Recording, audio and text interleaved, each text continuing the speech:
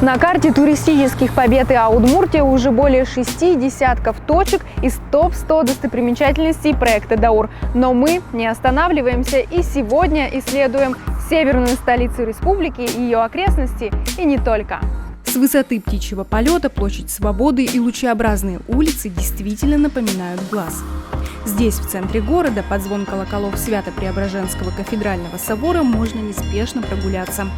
Местные голуби почти ручные, не боятся людей.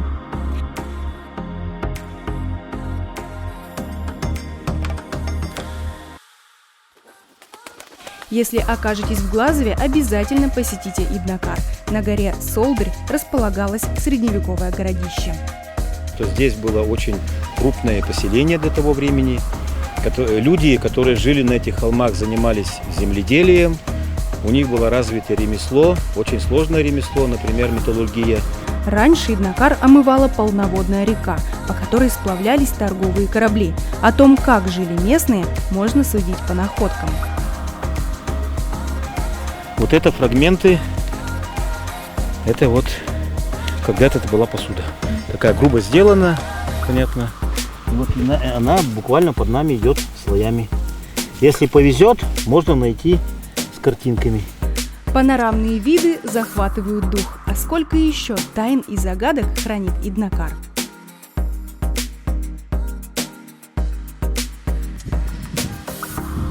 Здравствуйте, гости дорогие! Здравствуйте, пожаловали к вам. Добро, мали со злом! С добром. Добро, тогда, добро пожаловать!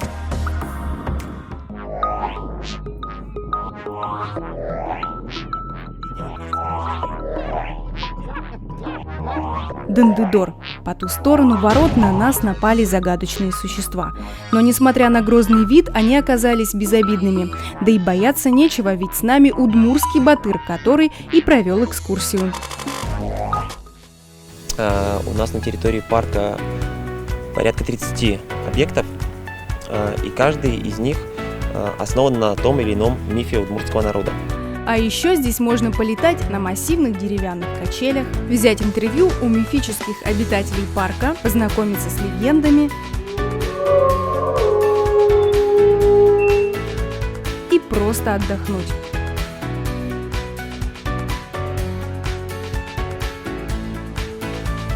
Почему Удмуртию называют родниковым краем? Ответ найдете в Тылысе. У подножия горы Мыргитон более 30 источников. Здесь вы можете набрать воды, познакомиться с культурой бессермян, посидеть на волшебных камнях, побить в колокол на счастье и окунуться в купель. Раз, два. После охлаждающих ванн самое то полакомиться табанями из печи.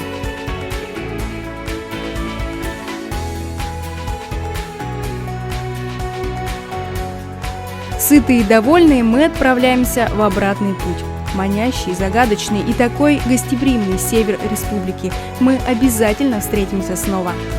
Открывайте Удмуртию, вдохновляйтесь Удмуртией, принимайте участие в краеведческом квесте Даур.